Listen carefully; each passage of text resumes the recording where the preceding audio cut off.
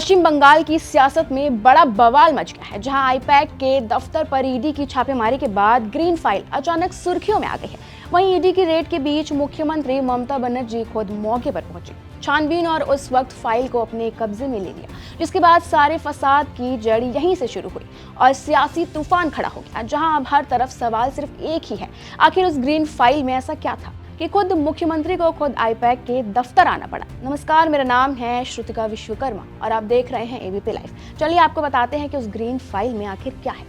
दरअसल बीते गुरुवार ईडी ने बंगाल में आईपैक के ठिकानों पर रेड मारी, जिसके बाद हरे रंग की एक फाइल चर्चा में आ गई। जी आपको बता दें कि ये फाइल बंगाल चुनाव से पहले हो रहे आक्रामक राजनीति का रंग बन चुकी है, जहां कोलकाता में सुबह कानून थोड़ा जल्दी जगा। सूर्योदय से भी पहले 6 बजे से ईडी की छापेमारी शुरू हो गई।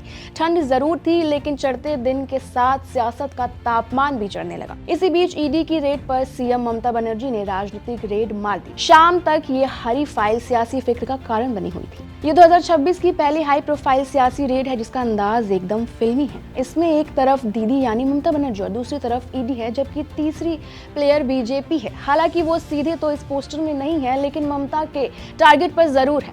उनके मुताबिक ये सियासी डकैती है। जिसके बाद सवाल ये है कि क्या ये दिल्ली के खिलाफ ममता का कोई सीक्रेट वेपन है। तो बता दें, इस सियासी युद्ध में तीखे शब्दों से ज्यादा शोर ममता की मुट्ठी में दबी खामोश फाइल मचा रही थी।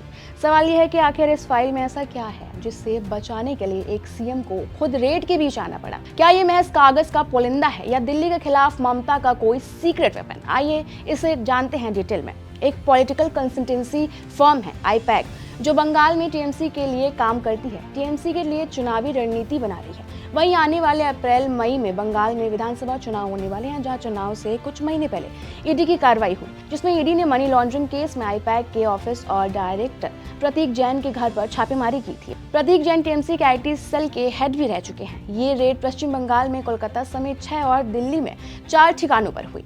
प्रतीक जैन छापेमारी के दौरान घर पर ही मौजूद रहे थे। ये कार्रवाई सुबह 6 बजे से शुरू हुई थी, लेकिन करीब 11:30 के बाद मामला बढ़ा तो मुख्यमंत्री प्रतीक के घर पहुंची। दावा है कि वो वहां से कुछ कागजात लेकर बाहर निकली। सवाल यह है कि क्या ममता बनर्जी के हाथ में जो ग्रीन फाइल है वो उन्होंने प्रतीक जैन के घर से ली थी। वैसे ईडी का कहना है कि आईपैक कार्यालय पर रेड पूरी तरह सबूतों के आधार पर है। ये किसी राजनीतिक दल या चुनाव से जुड़ा कोई भी मामला नहीं है। ये कार्रवाई अवैध कोयला तस्करी और मनी लॉन्ड्रिंग से जुड़े केस में हो रही है। जिन डॉक्यूमेंट्स को ममता बनर्जी ईडी की लाइव छापेमारी के दौरान निकाल कर ले आई, आखिर वो कौन सी बात है जो मुख्यमंत्री ईडी को पता नहीं चलने देना चाहती हैं। आखिर उस फाइल के पन्नों में क्या क्या दर्ज है। क्या ग्रीन फाइल में कोई ऐसा सीक्रेट था जिसे ममता ने ईडी की पहुंच से दूर कर दिया। जैसे ही वो डॉक्यूमेंट्स लेकर प्रतीक जैन के घर से निकली, ये सवाल पूछे जाने लगे कि क्या हाथ में जो ग्रीन फाइल है वो सारे डॉक्यूमेंट्स उसी में है। क्या उस ग्रीन फाइल में पश्चिम बंगाल चुनाव के लिए टीएमसी की रणनीति दर्ज है, जिसमें उम्मीदवारों के संभावित नाम लिखे हैं। एसआईआर के बाद स्थिति से निपटने की रणनीति है। क्या मतदाताओं की सूची है या फिर चुनावी से संबंधित योजनाएं की डिटेल्स है। ये सारी जानकारी विधानसभा चुनाव को देखते हुए टीएमसी के लिए महत्वपूर्ण है और ममता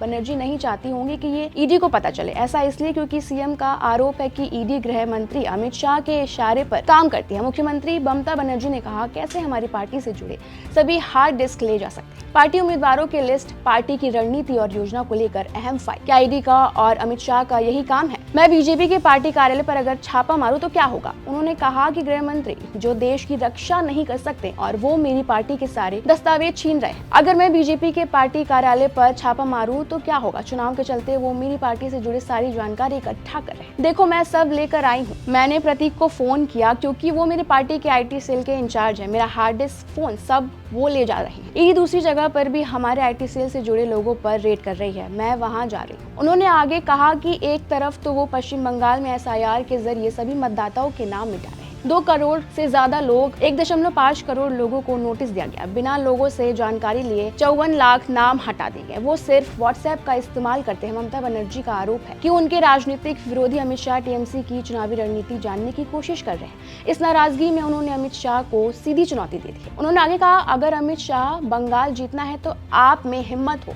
तो चुनाव लड़कर आइए। उन्होंने ये भी कहा कि इलेक्शन कमीशन बीजेपी के इशारे पर काम करती है। टीएमसी अगर छापेमारी पर सवाल उठा रही है तो टाइमिंग पर भी चर्चा काफी होनी चाहिए। पश्चिम बंगाल में अप्रैल मई विधानसभा चुनाव है। बीजेपी और टीएमसी दोनों की बढ़त लेने की कोशिश जारी है। मुझे परेशान किया तो बंगाल की जनता बर्दाश्त नहीं करेगी। विपक्ष ईडी के राजनीतिक इस्तेमाल का आरोप लगाता रहा। ममता बनर्जी इस मुद्दे को चुनाव में ले जा सकती है। ईडी की रेड को माँ माटी मनुष्य से जोड़ सकती है। दीदी इसका ट्रेलर भी दिखा रही है।